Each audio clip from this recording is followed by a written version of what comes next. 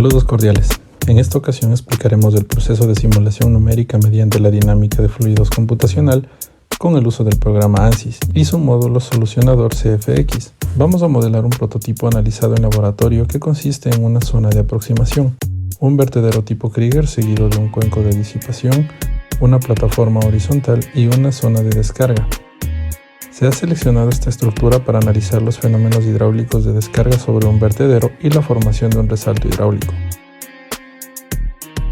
Para realizar una modelación numérica en ANSYS existe un procedimiento que debe llevarse a cabo de forma ordenada, el cual se describe en los siguientes pasos: selección del solucionador a emplear, creación de la geometría o dominio computacional, discretización del dominio computacional o mallado, configuración de las condiciones de la modelación, definición de las condiciones de frontera, solución y postproceso. El programa ANSYS tiene dos módulos que permiten crear la geometría a modelarse, Design Modeler y Claim Space, los cuales tienen varias herramientas para generar todo tipo de geometrías. Sin embargo, debido a la facilidad que ofrecen los paquetes computacionales tipo CAD, particularmente debido a que la mayoría de estudiantes y profesionales estamos familiarizados con el uso de AutoCAD, por ejemplo, realizaremos dicha geometría en el programa en mención, para posteriormente exportarlo en un formato compatible con ANSYS. Cabe indicar que el dominio computacional que debe generarse para el programa ANSYS debe abarcar el espacio que va a ocupar el fluido, a diferencia de otros programas que, como veremos en próximos videos, se define a partir de los contornos sólidos que confinan el espacio que ocupará el fluido. Al generar la geometría en AutoCAD, es sumamente importante definir las unidades de dibujo, puesto que al importar la geometría a ANSYS, el programa detectará las mismas. Por tal razón, accedemos hacia las unidades de dibujo con el comando UN y en esta ventana elegimos metros. Una vez definidas las unidades de dibujo, podemos empezar a dibujar la geometría. En este caso partiremos dibujando el perfil longitudinal de la estación a modelar, para posteriormente extruirla y generar así un elemento 3D. De este modo, al gráfico realizado en planta lo vamos a girar 90 grados para posicionarlo en nuestra pantalla de forma vertical. Esto lo hacemos usando el comando 3D Rotate. Seleccionamos el elemento, elegimos el eje de rotación y establecemos el ángulo a rotar, en este caso 90 grados. Ahora debemos extruir este elemento, haciendo uso del comando Extrude.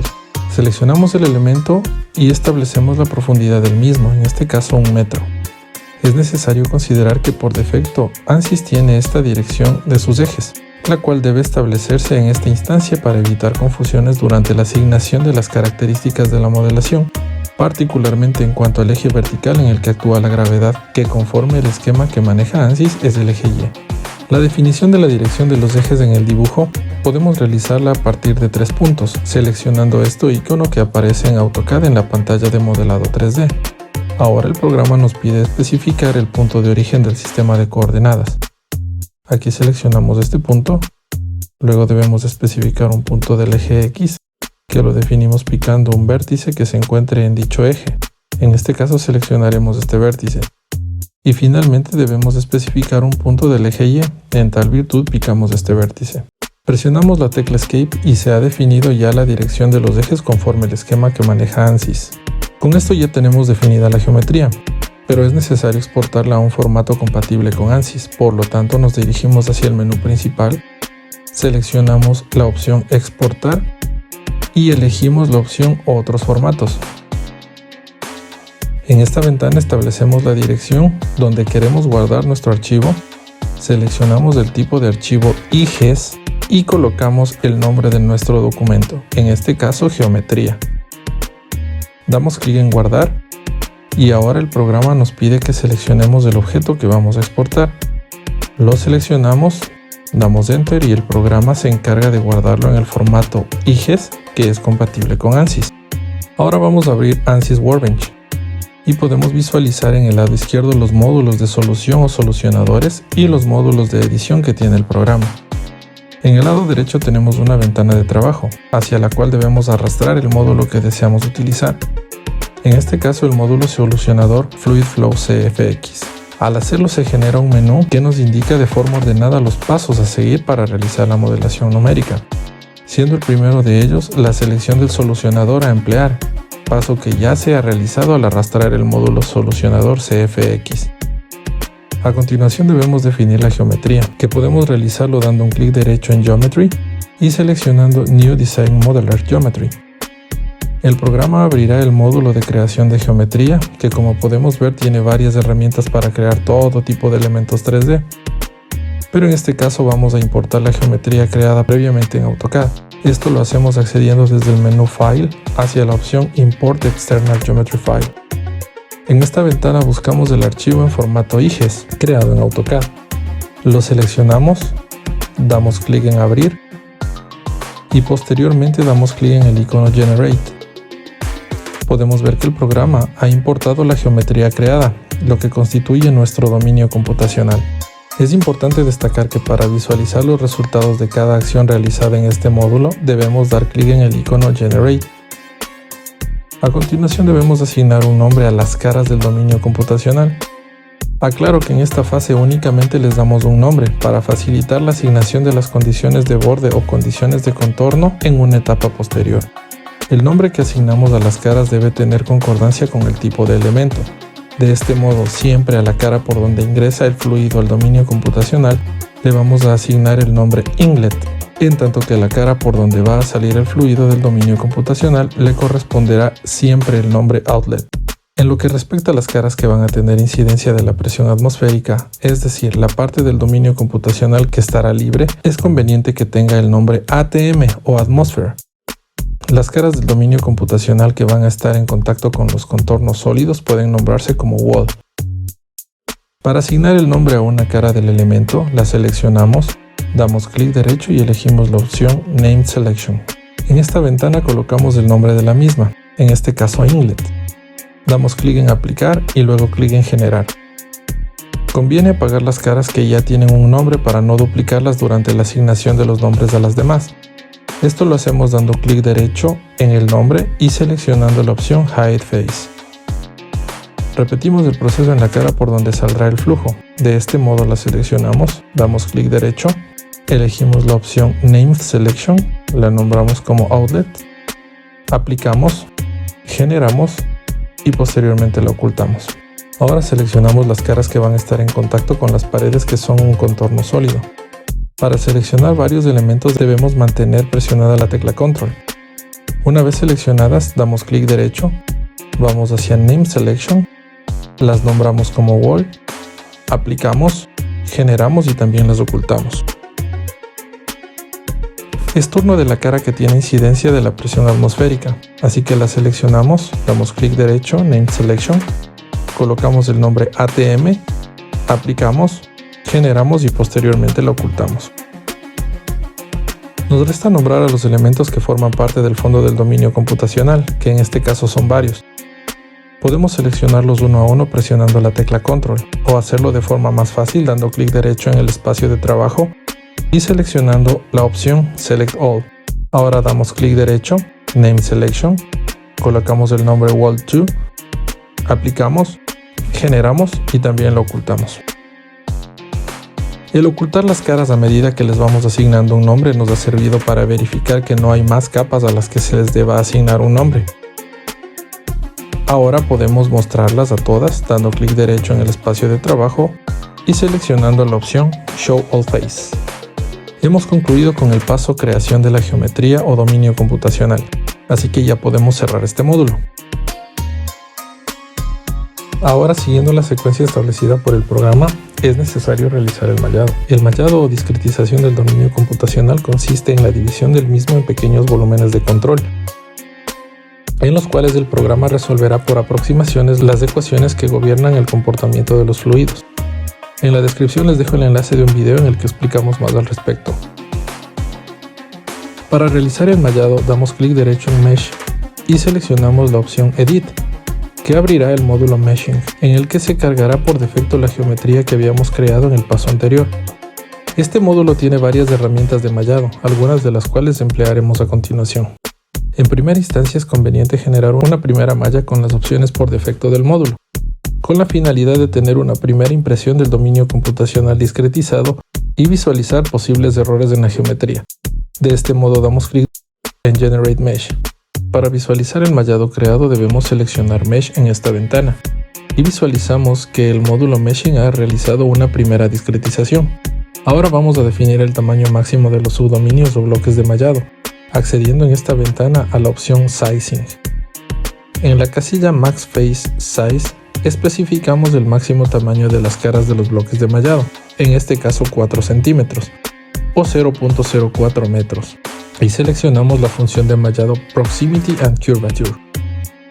Damos clic en Generate Mesh, esperamos unos segundos y vemos que el programa ha generado una malla con las características que le hemos indicado, es decir, un tamaño máximo de 4 centímetros. El tamaño máximo de cada uno de estos subdominios es de 4 centímetros, pero necesitamos refinar un poco la malla, particularmente en el fondo, pues la lámina del fluido tendrá un valor menor a 4 centímetros. Por lo tanto, para realizar una adecuada representación del flujo en este sector, necesitamos un menor tamaño de la malla. Esto podemos realizarlo dando un clic derecho en el elemento mallado Mesh e insertando un mallado de dimensionamiento. En esta ventana el programa nos preguntará el método de alcance, que obedece al tipo de selección de elementos para el refinamiento de la malla. En este caso dejamos por defecto Geometry Selection. Con esto le indicamos al programa que vamos a seleccionar elementos específicos de la geometría. En razón de que vamos a refinar la malla en el fondo del dominio computacional, damos clic en este botón que nos permitirá seleccionar los bordes del elemento y procedemos con la selección de los bordes de intersección de la cara frontal con la cara del fondo.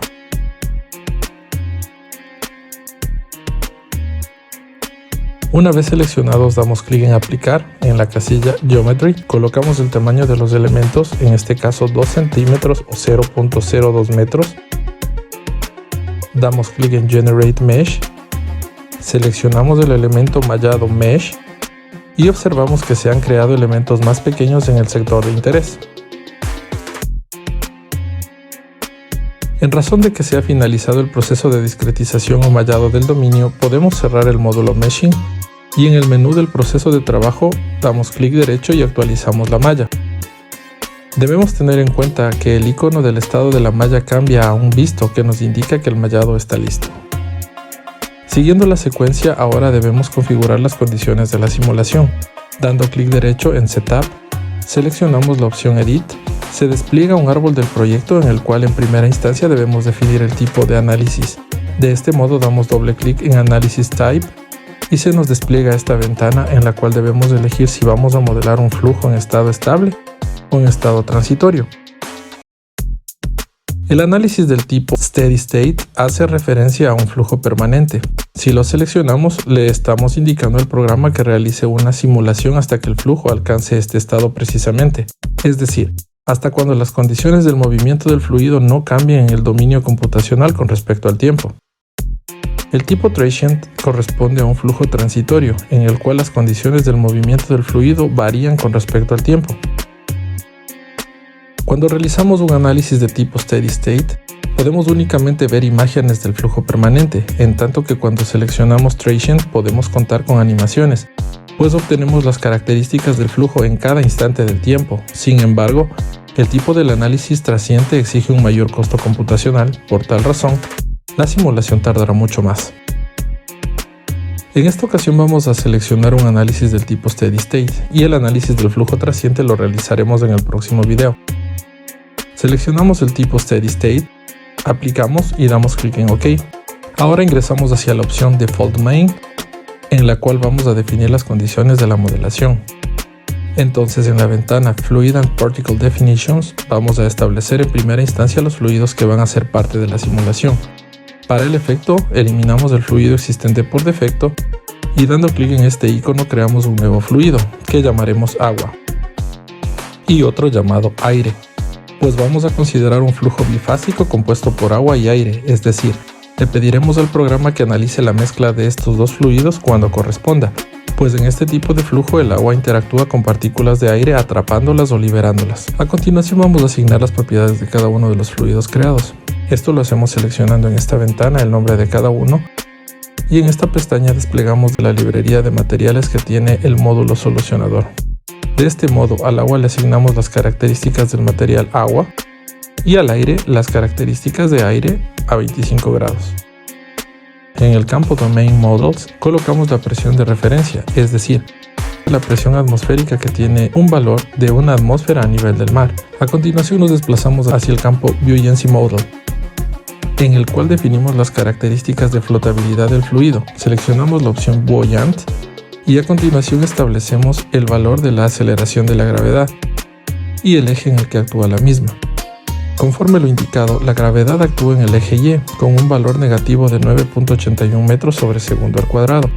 En tal virtud colocamos menos 9.81 en el eje y en los ejes X y Z colocamos 0. Es importante colocar aquí el valor de 0, de lo contrario más adelante tendremos errores que impedirán que el programa corra. En la celda Buoyant Drift Density debemos colocar la densidad del aire, que es el fluido que entre comillas flotará en el fluido principal, que es el agua. En realidad el aire será arrastrado por el fluido principal, por tal razón colocamos aquí la densidad del aire, que tiene un valor de 1.2 kg por metro cúbico. Los demás parámetros los dejamos por defecto y seguidamente nos dirigimos hacia la pestaña Fluid Models. El programa nos da a elegir los fenómenos que podemos llegar a modelar. En este caso, en el campo Multiphase, vamos únicamente a considerar la opción de un flujo con superficie libre, por lo tanto vamos a seleccionar la opción estándar. En transferencia de calor no vamos a modificar nada porque no nos interesa modelar ese fenómeno. En cuanto a la turbulencia, nosotros vamos a colocar acá la opción Homogeneous Model, que nos permitirá elegir un modelo de turbulencia para precisamente poder modelar ese fenómeno. En este caso vamos a seleccionar el modelo KΕ renormalizado. Damos clic en OK. Los demás campos de la turbulencia no los vamos a modificar, tampoco el campo de combustión ni de radiación térmica porque no nos interesa modelar esos fenómenos. Nos dirigimos hacia la ventana Fluid Pair Models para definir cómo van a interactuar el par de fluidos que estamos considerando. De esta manera activamos la casilla Surface Tension Coefficient y colocamos el coeficiente de tensión superficial del agua, que tiene un valor de 0.072 newtons por metro.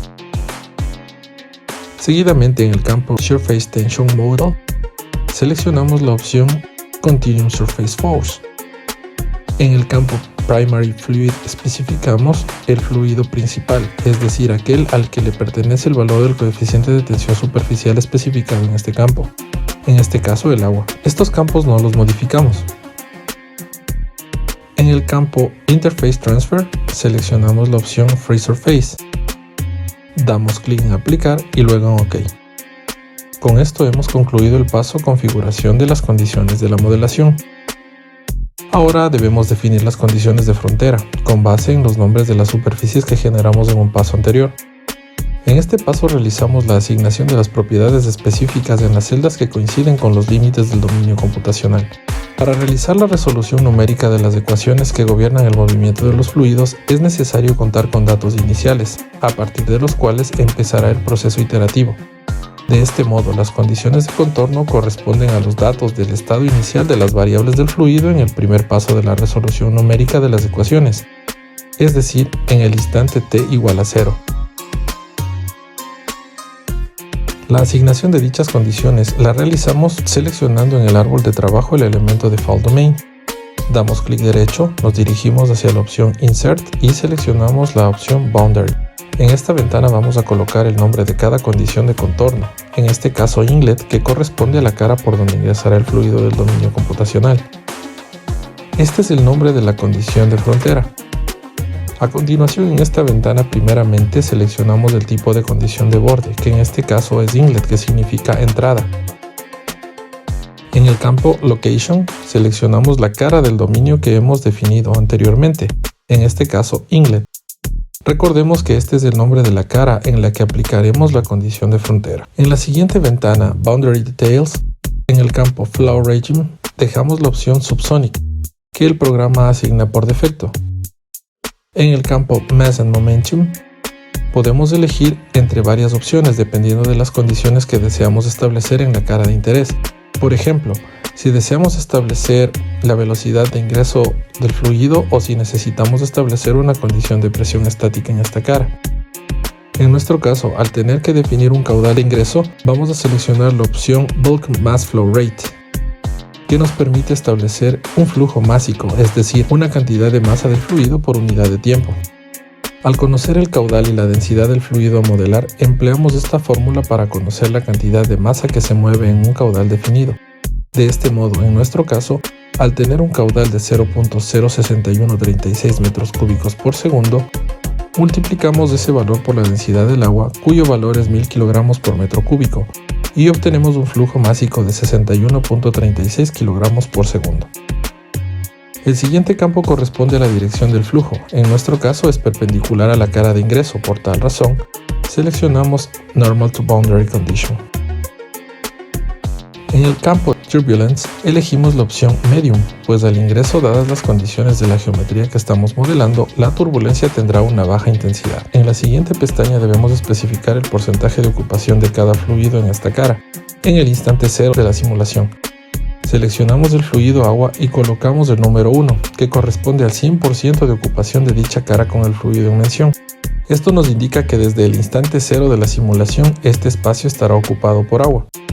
En cuanto al aire, este debe tener un valor de 0, pues al estar ocupado por agua no hay cabida para el aire, por eso tiene un porcentaje de ocupación de este espacio igual a 0. Aplicamos y aceptamos, y con esto concluimos la asignación de la condición de frontera al ingreso del dominio computacional. Debemos notar que en la ventana de visualización se ha representado la condición de contorno asignada, y en el árbol de trabajo también se ha incluido la misma. Ahora asignamos la condición de salida del dominio computacional, haciendo un clic derecho en Default Domain. En la opción Insert, seleccionamos Boundary. En esta ventana colocamos el nombre de la condición de contorno que vamos a asignar, en este caso Outlet.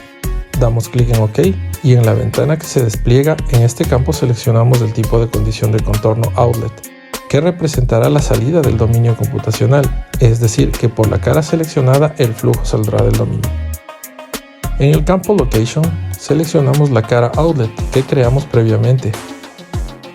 En la pestaña Boundary Details, nos dirigimos hacia el campo Mass and Momentum. Seleccionamos la opción Average Static Pressure, que nos permite establecer en esta cara el valor de la presión atmosférica. En este campo colocamos el valor de la presión relativa, que recordemos es la sobrepresión que existe por encima del valor de la presión atmosférica. En razón de que necesitamos asignar el valor de la presión atmosférica en esta cara, la presión relativa entonces es de 0.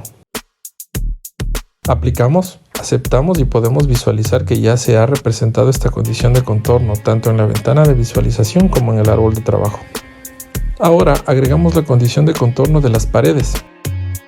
Así que nuevamente hacemos clic derecho en Default Domain, Insert, Boundary y colocamos el nombre de la condición de contorno que vamos a establecer. En esta ventana, en el campo Boundary Type, seleccionamos el tipo de condición de contorno Wall para representar una pared.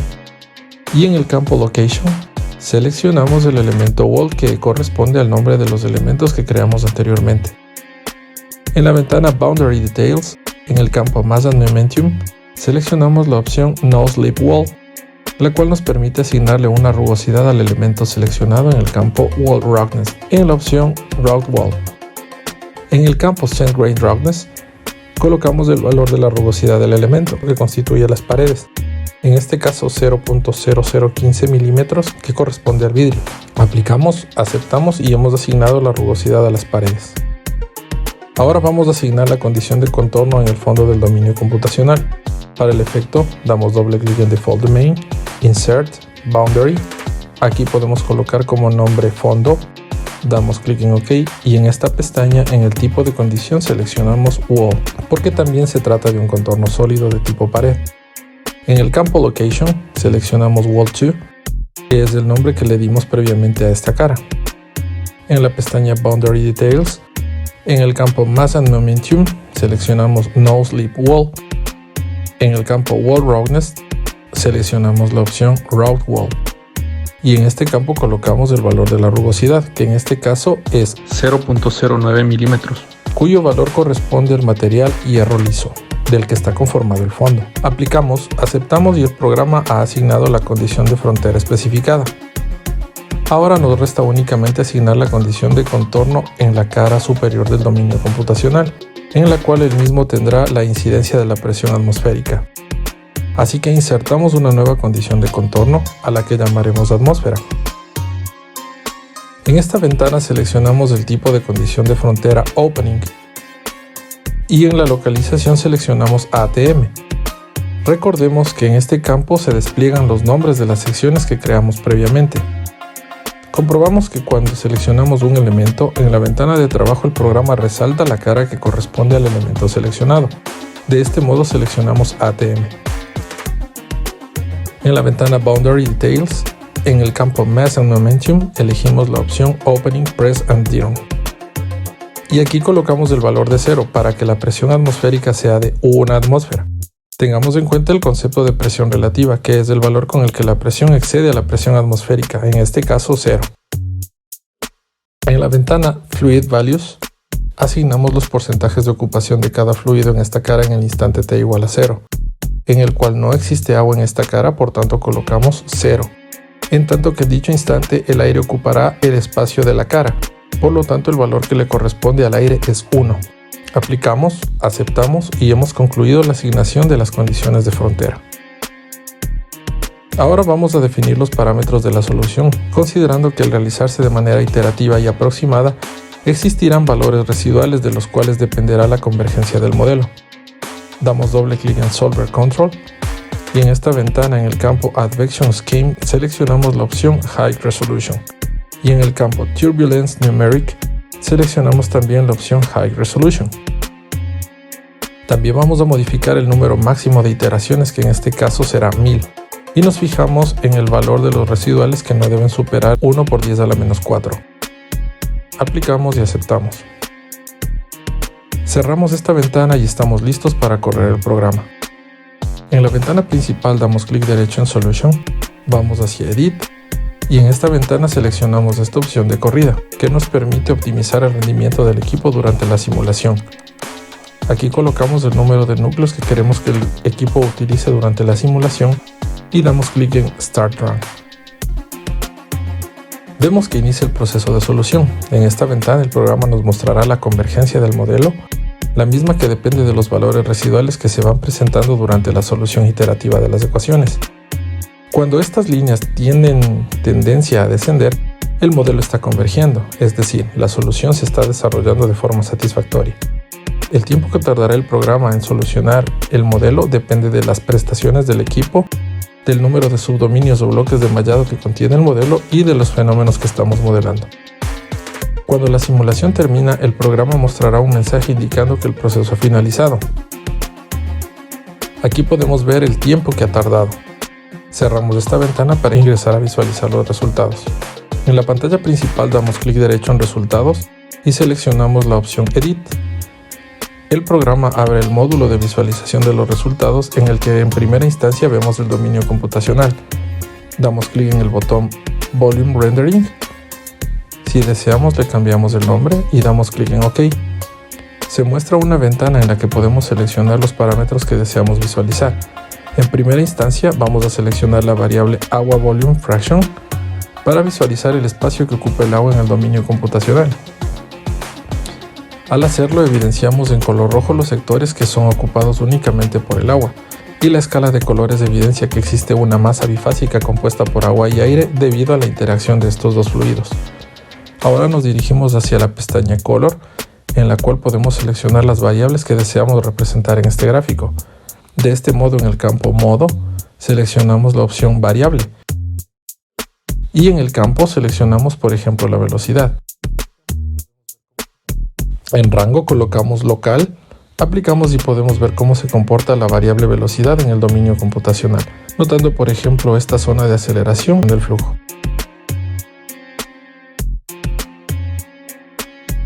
Si deseamos visualizar otra variable, por ejemplo la presión, la seleccionamos en este campo y podemos ver cómo varía este parámetro en el dominio computacional.